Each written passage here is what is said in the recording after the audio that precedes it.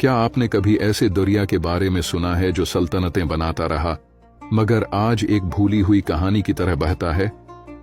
नक्शे बनने से बहुत पहले दरियाए रावी आजाद बहता था, पंजाब की जड़ों को जिंदगी देता हुआ।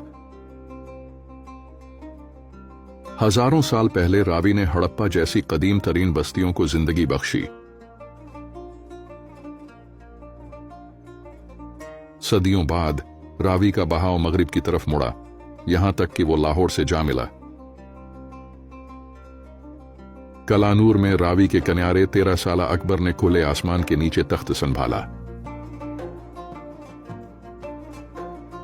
1584 ईस्वी में अकबर ने रावी की रवानी से मुतअस्सिर होकर लाहौर को दारुल हुकूमत बनाया।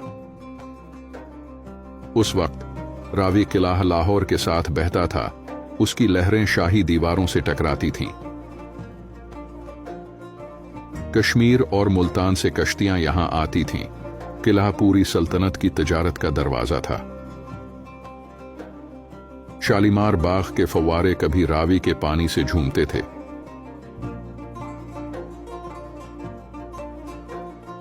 मुगल बेगमात और दरबारी चांदनी रातों में रावी के किनारे रसूमात अदा करते थे। मियां मीर और बुल्ले शाह जैसे वली रावी की खामोश रवानी में रब को पाते थे। सल्तनतों से सूफियों तक रावी सब कुछ याद रखता है, उसकी खामोशी में सदियों की आवाजें हैं।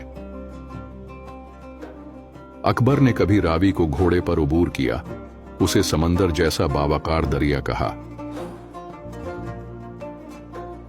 उस दिन उसके 2 साथी डूब गए, रावी ने भी तारीख की तरह रहम न किया। 1700 की दहाई के आखिर में सिख सल्तनत उभरी और रावी ने जंगों और बहादुरी के मनाजिर देखे। महाराजा रंजीत सिंह ने रावी में अपने घोड़े नहलाए और दरिया के किनारे लाहौर की हिफाजत के लिए दीवारें तामीर की।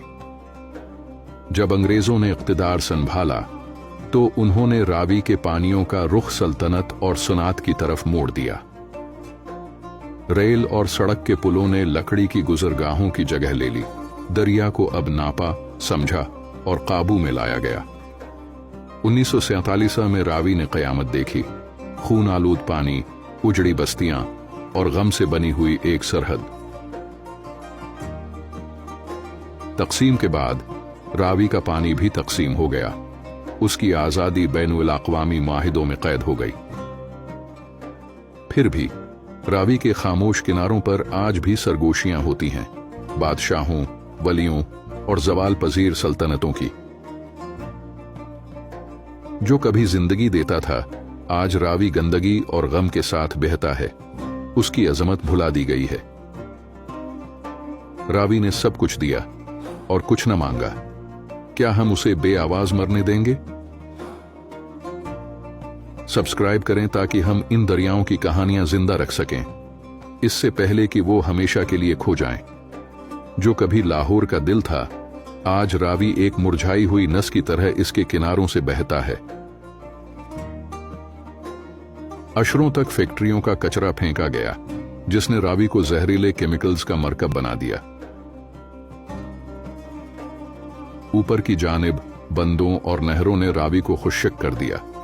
लाहौर तक मुश्किल से चंद कतरे पहुंचते थे। 1960 के सिंध तास मुआहदे के तहत रावी का पानी भारत को दे दिया गया। पाकिस्तान के हिस्से में खुश्की आई। अब रावी पर बने कई पुल खाली पड़े हैं, जैसे वो एक दरिया पर नहीं बल्कि एक भूली हुई याद पर खड़े हों। कभी रावी के पानी से पंजाब के खेत हरे भरे होते थे, अब किसान सूखे ख्वाब और चटकी हुई जमीन देखते हैं। जो मछेरे कभी रावी से रोजी कमाते थे, अब खाली जाल और बोझल दिलों के साथ वापस लौटते हैं। कुछ इलाकों में रावी में वाकई आग भड़क उठती है, जहरीली गैसेस उसकी आलूदा सतह पर तैरती हैं। समाजी कारकुन, शहरी और तालिब इल्म अब उठ खड़े हुए हैं। वो रावी की कहानी को यूं खत्म नहीं होने देना चाहते। रावी की बहाली के नए मंसूबे एक साफ और सब्ज मुस्तकबिल का वादा तो करते हैं, मगर वक्त बहुत कम रह गया है। रावी ने सल्तनतों को बनते और बिखरते देखा है और आज भी वो हमारे अगले बाप का इंतजार कर रहा है। आइए इंतजार न करें कि हमारे दरिया सिर्फ दास्तानें बन जाएं, रावी को जिंदा करें, उसकी हकीकत को याद रखें।